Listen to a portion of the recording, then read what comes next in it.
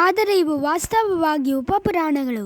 ಇವುಗಳಲ್ಲಿ ಯಾವುದನ್ನು ಮಹಾಪುರಾಣವೆಂದು ಪರಿಗಣಿಸುವುದು ಎಂಬುದರ ಬಗ್ಗೆ ಪಂಡಿತರಲ್ಲಿ ಮತಭೇದವಿದೆ. ವರಾಹ ಮಹಾಪುರಾಣ.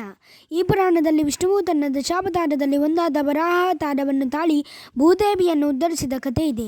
ಇದರಲ್ಲಿ ಬೇರೆ ಬೇರೆ ವಿಷಯಗಳ ವರ್ಣನೆ ಇದ್ದರೂ ಒಟ್ಟಿನಲ್ಲಿ ಇದು ವಿಷ್ಣುವಿನ ಪ್ರಾರ್ಥನೆ ಪೂಜೆಗಳ ಬಗ್ಗೆ ಹೇಳುವ ಪುರಾಣವಾಗಿದೆ. ಆದಾಗ್ಯೂ ಇದರಲ್ಲಿ ಸ್ತ್ರೀ ದೇವತೆಗಳ ಮಹಿಮೆ, ಗಣೇಶ ಸ್ತೋತ್ರ, ನಚಿಕೇತನ ಇತಿಹಾಸ, ಸ್ವರ್ಗ ನರಕಗಳ ವರ್ಣನೆಗಳೂ ಸಹ ಬರುತ್ತವೆ. ಈ ಮಹಾಪುರಾಣದ ಶ್ಲೋಕಗಳ ಸಂಖ್ಯೆ 24,000 ಪ್ರಸಿದ್ಧರಾಗಿದ್ದರೂ ಇದರಲ್ಲಿ 10,000ಕ್ಕಿಂತ ಹೆಚ್ಚಿಗೆ ಶ್ಲೋಕಗಳೇನೂ ಇಲ್ಲವೆಂದು ಪಂಡಿತರ ಅಭಿಮತ.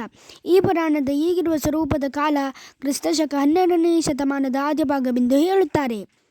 ಸ್ಕಂದ ಪುರಾಣ. ಇದರಲ್ಲಿ ಶೈವ ತತ್ವಗಳು ಹೇಳಲ್ಪಟ್ಟಿವೆ. ಈ ಪುರಾಣದಲ್ಲಿ ಮೂಲ ಪ್ರತಿಯಲ್ಲಿ 81,800 ಶ್ಲೋಕಗಳಿದ್ದವೆಂದು ವಿದ್ವಾಂಸರ ಅಭಿಪ್ರಾಯ.